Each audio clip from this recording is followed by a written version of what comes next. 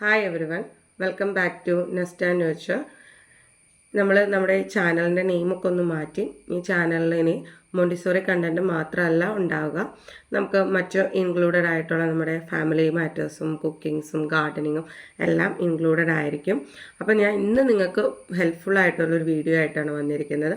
അതായത് pre primary TTCയിൽ Montessori teachers training കോഴ്സൊക്കെ ചെയ്യുന്ന സ്റ്റുഡൻസിന് സ്റ്റോറി ബുക്കും റൈം ബുക്സൊക്കെ മേക്ക് ചെയ്യാനുണ്ട്. അപ്പോൾ എങ്ങനെ ക്രിയേറ്റീവായിട്ട് അല്ലെങ്കിൽ എത്ര ഭംഗിയായിട്ട് അട്രാക്റ്റീവായിട്ട് ആസ്തറ്റിക്കായിട്ട് നിങ്ങൾക്ക് നിങ്ങളുടെ റൈം ബുക്ക് പ്രസൻറ്റ് ചെയ്യാം, അല്ലെങ്കിൽ എങ്ങനെ ചെയ്യേണ്ടത് എന്നാണ് ഞാൻ ഇന്ന് ഈ വീഡിയോയിൽ നിങ്ങൾ ഉൾപ്പെടുത്തിയിരിക്കുന്നത്. അപ്പോൾ അതിനായിട്ട് നമ്മൾ എല്ലാ സെൻറ്ററുകാരും അല്ലെങ്കിൽ എല്ലാ ഇൻസ്റ്റിറ്റ്യൂട്ടുകാരും പ്രിഫർ ചെയ്യുന്നത് A4 സൈസ് പ്ലെയിൻ നോട്ട്ബുക്കുകളാണ്.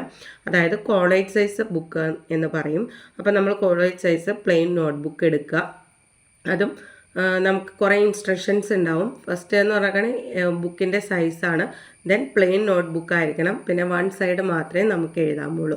ഓക്കെ, ഇതാണ് നമ്മുടെ ഇൻസ്ട്രക്ഷൻസ്. നിങ്ങൾക്ക് കളർ പെൻസിൽസും സ്കെറ്റ്സും ക്രയോൺസും ഒക്കെ യൂസ് ചെയ്യാം. അപ്പോൾ നമ്മൾ ഇങ്ങനെ ഒരു നോട്ട്ബുക്ക് എടുക്കുക.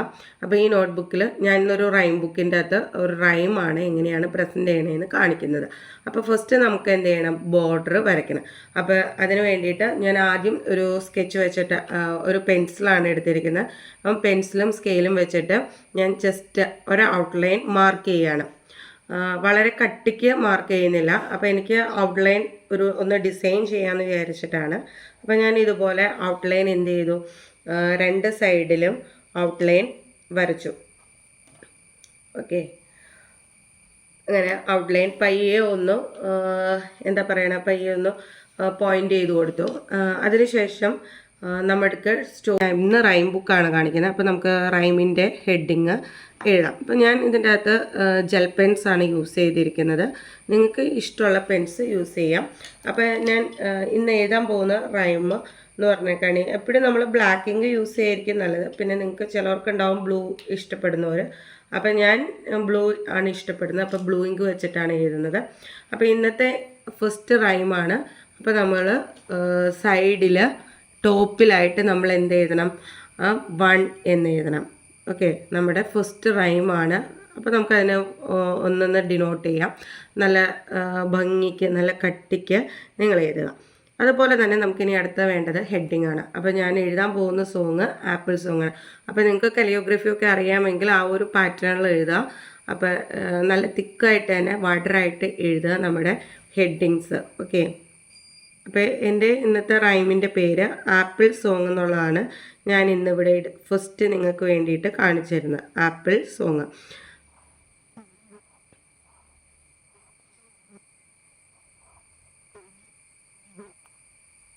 അപ്പോൾ നിങ്ങൾക്ക് ഇഷ്ടമുള്ള രീതിയിൽ ഇത് ചെയ്യാം. അപ്പോൾ നല്ല ഭംഗിക്ക് ഇതുപോലെ തന്നെ നല്ല ഫസ്റ്റ് നമ്മൾ ജസ്റ്റ് ഒന്ന് ഔട്ട്ലൈൻ കൊടുത്തതിന് ശേഷം ഡാർക്കനിങ് ചെയ്താൽ മതി. Okay, apple song.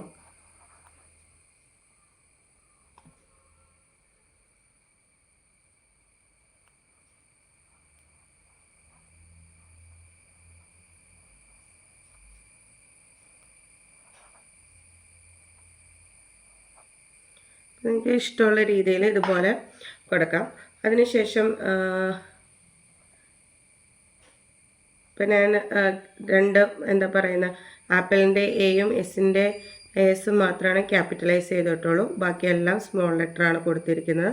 ഓക്കെ, അപ്പോൾ നിങ്ങളുടെ ഇഷ്ടത്തിനനുസരിച്ച് അല്ലെങ്കിൽ നിങ്ങളുടെ ഒരു ഇമാജിനേഷൻ അനുസരിച്ച് കൊടുക്കുക. അപ്പോൾ ഞാൻ ആപ്പിൾ സോങ് എന്നാണ് ഹെഡിങ് കൊടുത്തിരിക്കുന്നത്. ഇനിയും ഞാൻ ഇതിൻ്റെ കണ്ടൻറ്റ് എഴുതുന്നേക്കാൾ മുമ്പ് തന്നെ ഔട്ട്ലൈൻ കവർ ചെയ്യുകയാണ്. അപ്പോൾ ഔട്ട്ലൈൻ ഞാൻ കൊടുക്കുന്നത് ഒരു ആപ്പിൾ സോങ് എന്നൊക്കെ പറയുമ്പോൾ നമുക്ക് ആപ്പിൾസ് വരച്ചു കൊടുക്കാം ഔട്ട്ലൈനായിട്ട്, അല്ലേ, അങ്ങനെ പലതും. അപ്പോൾ ഞാൻ ജസ്റ്റ് ഒരു അടിഭാഗത്തു നിന്ന്, അതായത് എൻഡിൽ നിന്ന് ചെറുതായിട്ട് ഇതുപോലെ ഒരു ചെറിയ ലീഫ്ലെറ്റും അതിൻ്റെ ഇടയ്ക്കേക്കടെ ഓരോ ആപ്പിൾ വരുന്ന മാതിരിയും ഒക്കെയാണ് വരയ്ക്കാൻ ഉദ്ദേശിച്ചിരിക്കുന്നത്. ഓക്കെ, ഇതുപോലെ നമ്മൾ ഏത് സോങ്ങാണോ എടുക്കുന്നത് ആ സോങ്ങിനനുസരിച്ചിട്ടുള്ള ഒരു ഔട്ട്ലൈൻ നിങ്ങൾക്ക് കൊടുക്കാൻ പറ്റുമെങ്കിൽ കുറച്ചും കൂടി ബെറ്റർ ആയിരിക്കും. അതല്ല നിങ്ങൾക്ക് സിമ്പിളായിട്ടുള്ള ഔട്ട്ലൈനാണ് ഇഷ്ടമെങ്കിൽ അതുപോലെ കൊടുക്കാവുന്നതാണ്. ഓക്കെ, അപ്പോൾ ഈ ഒരു പാറ്റേണിലാണ് ഞാൻ ഔട്ട്ലൈൻ ഫില്ല് ചെയ്തെടുത്തിരിക്കുന്നത്. അപ്പോൾ നമുക്കതൊന്ന് ഡാർക്കൻ ചെയ്യണം. ഫസ്റ്റ് ഞാൻ പെൻസിൽ വെച്ചിട്ട് തന്നെയാണ് ഔട്ട്ലൈൻ കൊടുത്തിരിക്കുന്നത്. ഓക്കെ, ഈ ഒരു പാറ്റേണിലാണ്. അപ്പോൾ ഞാൻ 2 സൈഡിലും ഇതുപോലെ ഔട്ട്ലൈൻ ഫില്ല് ചെയ്യാണ്.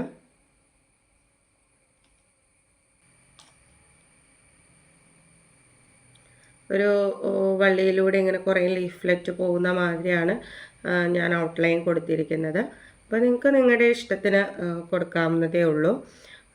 അതിന് കഴിഞ്ഞിട്ട് മുകളിൽ ഒരു കോർണർ, നമ്മുടെ ആ ജോയിൻ ചെയ്യുന്ന കോർണറിൽ ഞാൻ കുറച്ച് ആപ്പിൾസ് ഹാങ് ചെയ്ത് കിടക്കുന്ന മാതിരി ആണ് പിന്നെ ചെയ്തിരിക്കുന്നത്.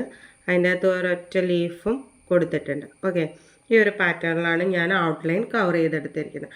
ഇനി കണ്ടന്റ് എഴുതുന്നതിന് മുമ്പ് തന്നെ ഞാനൊരു എന്താ പറയുന്നത്, ഇതിൻ്റെ ബാക്ക്ഗ്രൗണ്ട്, അതായത് നമ്മൾ എഴുതുന്ന വേർഡിങ്ങിൻ്റെ ബാക്ക്ഗ്രൗണ്ട് ജസ്റ്റ് ഒന്ന് എന്താണ് ഡ്രോ ചെയ്യേണ്ടതെന്ന് ഒന്ന് മാർക്ക് ചെയ്തിട്ടിട്ടുണ്ട്. ഫസ്റ്റ് ഞാൻ എൻഡിങ്ങിൽ 8ഓളം ബോട്ടത്തിലായിട്ട് ജസ്റ്റ് ഒരു ഗ്രീൻ ഷെയ്ഡും അതിൻ്റെ അകത്ത് 2 ആപ്പിൾസ് ഇരിക്കുന്നതായിട്ടാണ്, വലിയ 2 ബിഗ് ആപ്പിൾസുമാണ് വരച്ചു കൊടുക്കുന്നത്. ഓക്കെ, ഇങ്ങനെ 2 ബിഗ് ആപ്പിൾസ് ഞാൻ വരച്ചു കൊടുത്തിട്ട് ഒരു ലീഫ്ലെറ്റും കൂടി അതായിട്ട് ഒരു ഹാപ്പി ഫേസ് ആണ് ഞാൻ കൊടുത്തിരിക്കുന്നത്. ആപ്പിളിന് ഒരു ഹാപ്പി ഫേസും കൂടി കൊടുത്തിരിക്കുന്നുണ്ട്.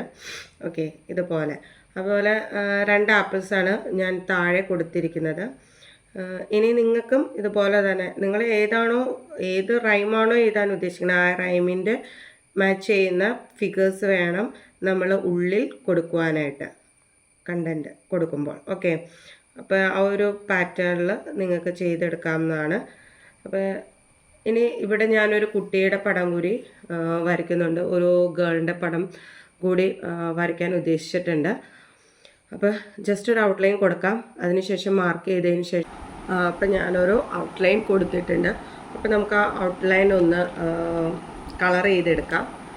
കളർ ചെയ്യുന്ന ഞാൻ ജസ്റ്റ് ഔട്ട്ലൈൻ ബ്ലാക്ക് ഇങ്ക് വെച്ചിട്ട് ബ്ലാക്ക് ജെൽ പെൻ വെച്ചിട്ട് ഒന്ന് ഹൈലൈറ്റ് ചെയ്യുകയാണ് ചെയ്യുന്നത്. ഓക്കെ, ഇങ്ങനെ ഹൈലൈറ്റ് ചെയ്ത് കൊടുക്കാം നമുക്ക്.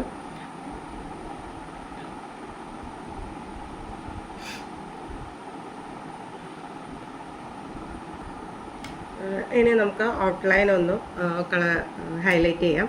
ഒരു ഗ്രീൻ കളർ വെച്ചിട്ടാണ് ഔട്ട്ലൈൻ ഹൈലൈറ്റ് ചെയ്തെടുക്കുന്നത്. ആപ്പിളിന് റെഡ് കളറും കൊടുക്കാം.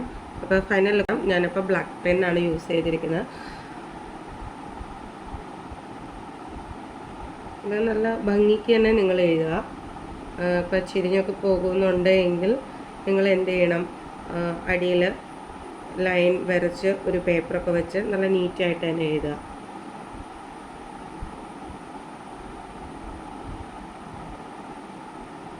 അപ്പോൾ ഇത് ഫുള്ള് പോയം നമുക്ക് എഴുതിയിട്ട് ലാസ്റ്റ് ഫൈനൽ ലുക്ക് നോക്കും.